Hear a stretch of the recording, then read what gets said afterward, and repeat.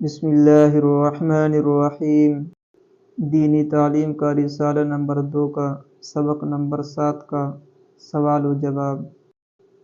سوال نمبر 1، کلمہ شہادت کیا ہے؟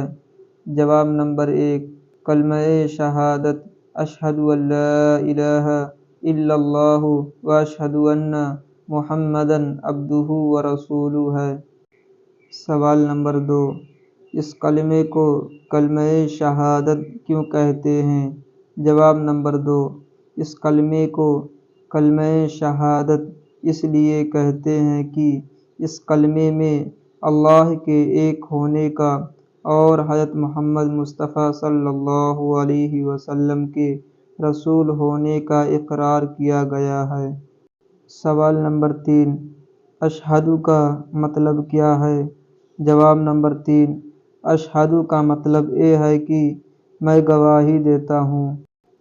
سوال نمبر 4، گواہی کس چیز کی دی جاتی ہے؟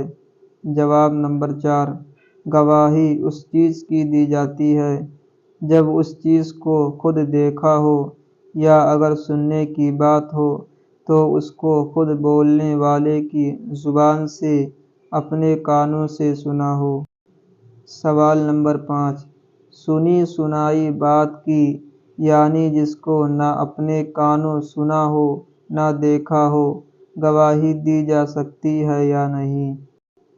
جواب نمبر 5، سنی سنائی بات کی یعنی جس کو نہ اپنے کانوں سنا ہو نہ دیکھا ہو، گواہی نہیں دی جا سکتی۔ سوال نمبر 6، کلمہ شہادت میں گواہی کا مطلب کیا ہے؟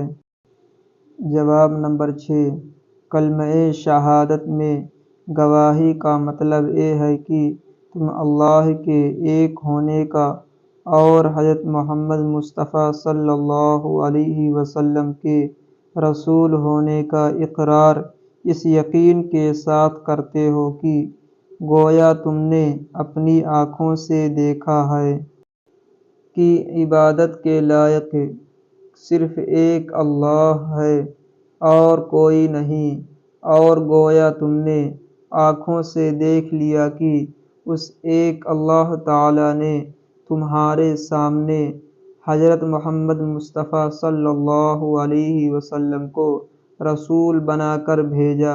اس پکے یقین کو ظاہر کرنے کے لیے اشہد کہا جاتا ہے۔